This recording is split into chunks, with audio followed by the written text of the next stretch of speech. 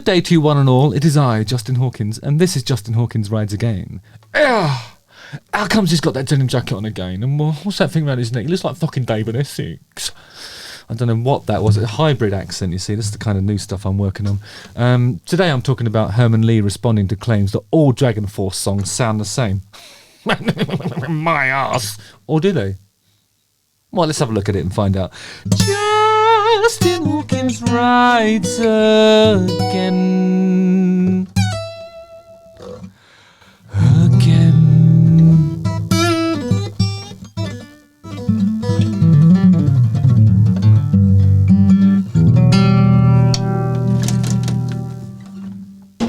So, the themes that we ought to explore in this episode are having a distinct sound versus literally sounding the same. Being part of a very particular genre of music, for example, metal or symphonic metal or power metal. And what about the fact that you've developed a fan base that loves you because of the thing you do? And should you diversify from that just to be sounding different, or do you risk losing that fan base? Is your job to deliver a specific type of music, or is it your job to push boundaries? And are the fans right to criticise you in that way? Over the years, DragonForce developed a very distinct style and sound with their over-the-top fantasy lyrics, extreme displays of fast-paced virtuosity, and of course the many video game references. I love DragonForce. I went to see them in Zurich about... how long ago was it? A few weeks ago. They're on a European tour with Powerwolf. I found it quite amusing, actually. DragonForce, Powerwolf. What next, eh? Well, I suppose you could... I might do a power metal. What would I call it? I suppose it would be Muscle Hawk. That's not bad, actually. Anyway, so DragonForce, you know what you're getting when you go to a DragonForce gig. You're going to see Herman Li and Sam doing these brilliant guitar solos. You're going to hear a lot of stuff on tracks, but you're going to see a live band that's really kicking ass and doing powerful symphonic metal.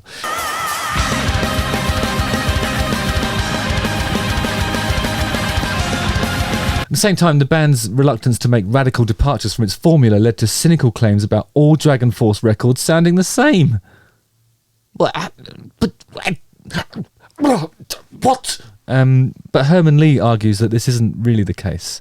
Next year is the 20th anniversary of DragonForce's debut album, Valley of the Damned, and Herman took the opportunity to address those claims in a new interview. Before we listen to what Herman actually said, I think, like, you could argue that a lot of AC/DC's music is sort of similar sounding in the way the compositions are. They're really satisfying because you know when the chorus hits, you kind of know what key it's going to be in. You know the kind of lifts, and it's predictable in the right way because everything that hits you and it's satisfying and it's just what you were hoping would happen. And that's born of understanding the earlier part of their catalogue. I think there's exceptions to that when in AC/DC's catalogue there are departures. I think Thunderstruck doesn't fall into that blueprint, and I also think that Big Balls from Dirty Deeds done dirt cheap. I don't think that's the same. So there's occasional moments when they don't do what you expect them to do, and they're refreshing. And another one is Love Hungry Man on the end of Highway to Hell, the one with the bass line. It goes.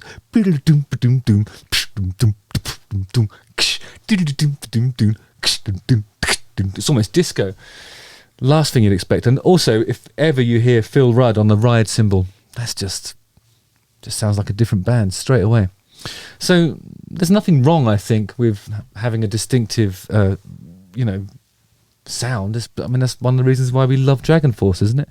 Anyway, Herman said, I can say this until I'm blue in the face and tell people otherwise, but people always seem to say that we sound the same as the first album to this day. I'm sorry just to interrupt you there, Herman. People say that. People don't say that about Darkness. But what I often get is, how come you don't do the same sort of rock and roll as what's on the first record? No one's ever happy, are they? You do a departure and they're like, you should go back to doing the other stuff. Sometimes I even get people saying, how come you're not wearing that cat suit anymore? I'm like, I was fucking wearing it on stage last night, you prick. Come to the show. I'm not going to wear it in fucking Tesco's, am I? Or am I? But if you like the old stuff and it sounds the same as the new stuff, surely. But the fact is, and sorry, this is Herman. I'm going to do Herman in that voice. But the fact is that you can see obvious evolution in their recordings, and if you listen to metal and understand this kind of music, you'll realise that we're better musicians now and better performers on stage. He became more sophisticated as he said that sentence. But honestly, there are big changes that have come with time from us playing the older songs and growing as musicians.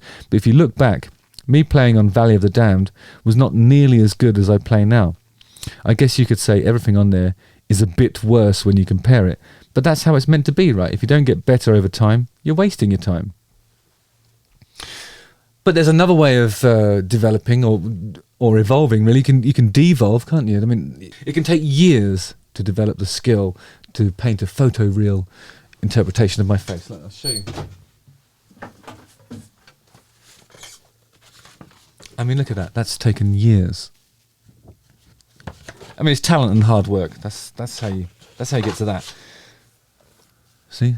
Years. But it takes a lifetime to create something naive, like these other ones, you know? Draw from the perspective of a child. And the journey isn't necessarily about virtuosity and sort of becoming a better player. It isn't necessarily about that. So Herman goes on, and do whatever you feel like, and don't care what others think. Don't worry about what techniques other people are using. Never worry about doing what other people tell you to play.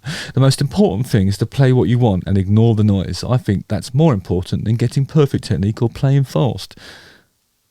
You've just got to play the way you want to play and let things fall into place from there. Lovely words of advice there. There's another way that bands develop. Herman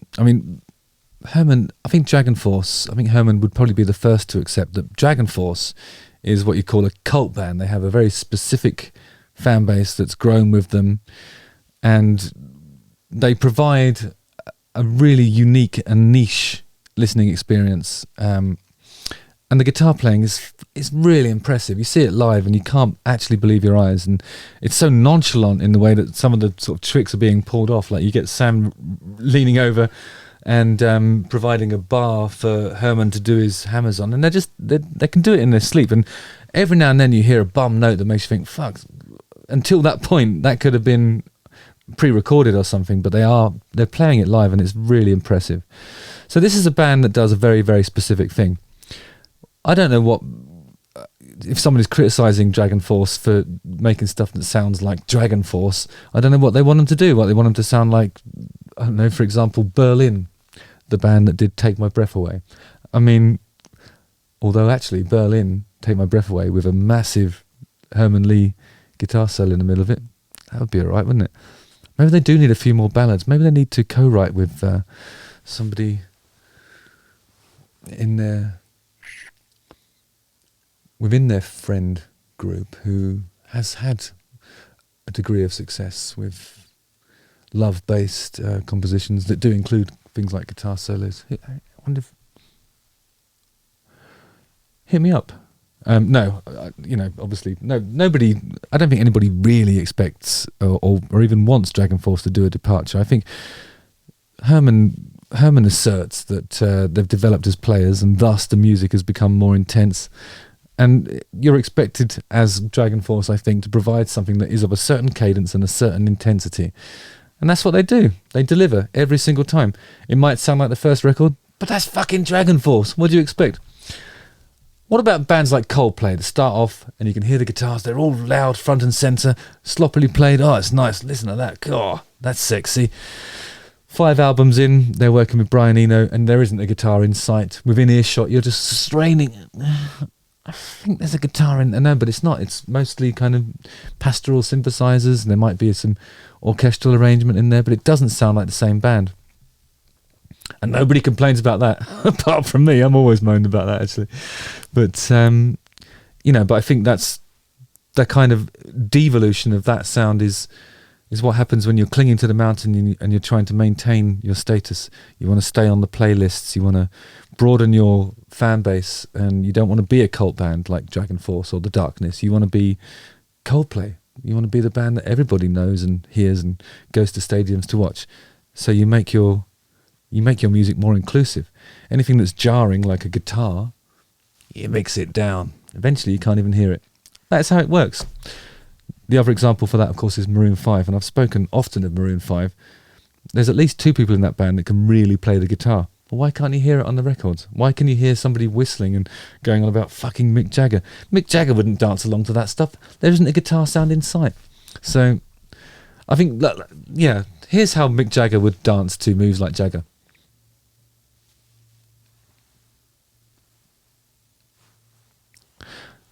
In my opinion. Which, you know, I could be wrong, but I'm not. So yeah, I don't know, it's a difficult area. Use the comment section below here. How much of a departure is acceptable in a band like DragonForce when it's a cult band?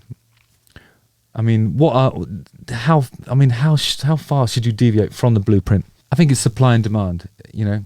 When you express yourself and that expression seems very similar to something that you've already expressed earlier, it's probably because the point hasn't quite landed or they're not understanding you correctly. So I suppose you've got to try and put it another way. Maybe that's what songwriting is, or a prolonged period of creative output is. It's like you're either making the same point in different ways, or you're making different points in the same way, or you're just doing massive guitar solos over power metal, and who cares? Could it be that? Use the comment section below. Let me know what you think. Justin Hawkins rides again.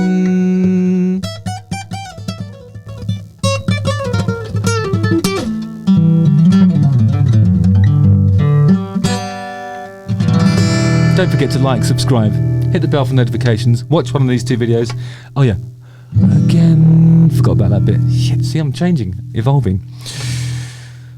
How you like it.